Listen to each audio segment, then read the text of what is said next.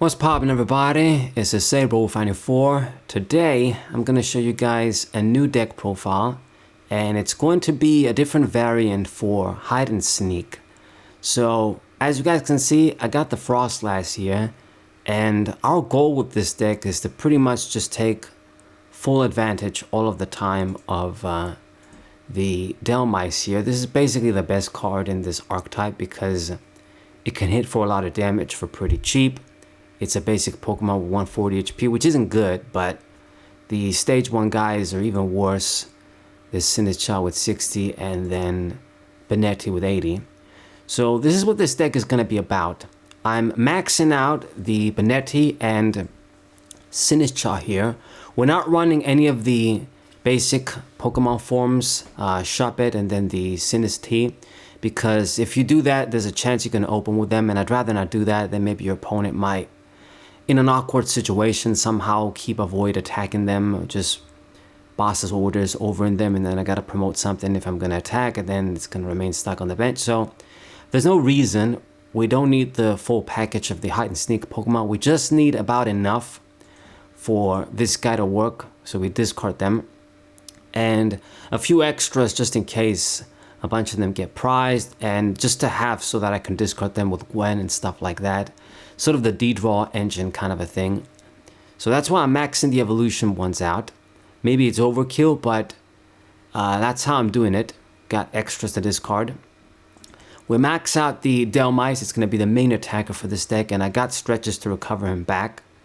And I got a full line of the Froslass against all the ability Pokemon.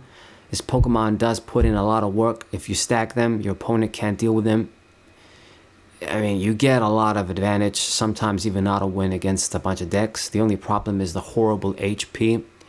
And yeah, that's basically it. Horrible HP, shitty attack, even though we don't use it. That's the main problem. The 4 snow runs too. This one with the 70 HP, we can maybe not be mega susceptible to fucking Mukidori and Dragapult and all the other fuckers, but not by much. But I got this one. And then I also have this Deoxys for a basic Pokemon with Fear Retreat, and can also give me some draw power. Hit 30 for 1 and then draw until you have 5. Could be something. Need to have enough basic Pokemon anyway, so with this guy it comes down to 9, which is okay. Just got 8 Psychic Energies because we don't really need much this guy to attack. And then lots of trainer cards. The A-Spec of choice is going to be the Blender, because this is going to be kind of a turbo deck. This is a great consistency card, the painful choice of the Pokemon TCG right now. You get this, you instantly put 5 of the hide and sneak Pokemon in the grave, and then this guy can start attacking already. I mean, if you play second, your opponent plays first, you play second, and then you can open with the necessary cards to do this. You can essentially just do 170 as soon as the game starts on your first turn. So that's incredible. It's pretty broken. If your opponent is running a slow deck and can't make a respawn next turn, you might even get 2 prizes out of this dude, out of just 1 Dhelmise. So could be pretty aggro. So that's why we got this.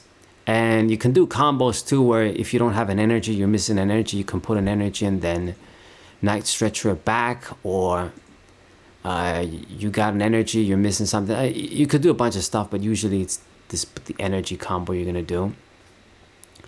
I guess you could do like Snow Run and then grab it back, but I think that's a bit too what's the word? Wasting too many resources. But anyway, it really depends. So this is gonna be the A-Spec of choice. It's a deck thinner card too at the end of the day. Then I got the 3 Pofins for the snow runs, and that's about it. The 4 Pats for Froslass and Dhelmise. You can also get the hide and sneak Pokemon and then discard them, D-draw style, you know, Elemental Hero emergency call style. Well, I mean, you couldn't get the heroes with that, you'd get the Stratos. But anyway, and then 4 Ultra Balls. Get anything, Discord outlet, gotta have it. We max out the Stretcher too, as I've said. This pretty much can, again, help me with Gwen and help me get the recover Dhelmise, maybe get Froslass if your opponent picks on it. You can get the line back, kind of. Could do shit like that. And then the last item is going to be this switch. Run double because your opponent might try and get us stuck. I only got 8 energy, so want to have a bunch of these. Never know. 2 of them, especially because I don't have the catcher as an A spec. So these are all the switching outlets I got. These 2 switches. Okay.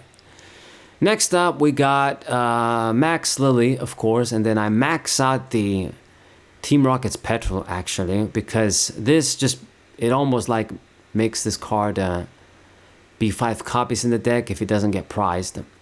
So we can just instantly get the Petrol, dump all of, use the Petrol, get the Blender, and then dump all of the Hide and Sneak Pokemon, and then we could do the aggro start, like I've said, with Dhelmise. So it could be good.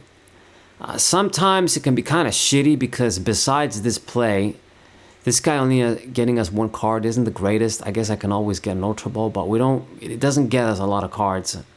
I sort of need to sacrifice on the Gwen here.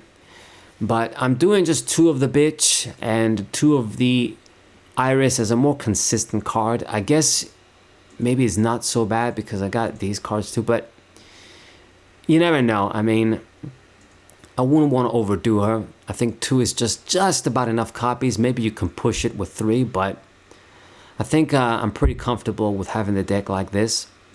Maybe you can cut Petrol, but then you decrease the chance of you doing the Blender play. You want to get the Blender as soon as possible, really, so you can get rid of the unnecessary dudes. And that's the thing. When you dump a bunch of them, then it ain't like you're really relying on her too much. Okay, so I think it just makes sense this way. And the one boss's orders, pick on something, do lots of damage with the game. Pretty much it. I mean, between the damage from this guy every turn and then Froslass, if your opponent is running a lot of ability Pokemon, they're pretty much just going to be screwed over. They're not going to last too long. And this is the power of this regular deck if it works right. So I know that I said I didn't have any other ideas for this new set, but I guess I did. And then in the end, I might still do the fossil deck. We'll see. I do have it up and going. I've played matches with it. I just don't know if I really should show it. I need to actually get even more matches because the matches I get with that deck, either I win too easy or I lose too easy, and that's kind of shitty. But yeah, the fossil deck too could be something. Anyway, in the meantime, I'm gonna show you guys matches with this different hide and sneak deck featuring Froslass. Hope you enjoy them, and then we'll see from there. Subscribe to the channel, leave a like, share the video with your friends, and I'll see you guys next time. Bye.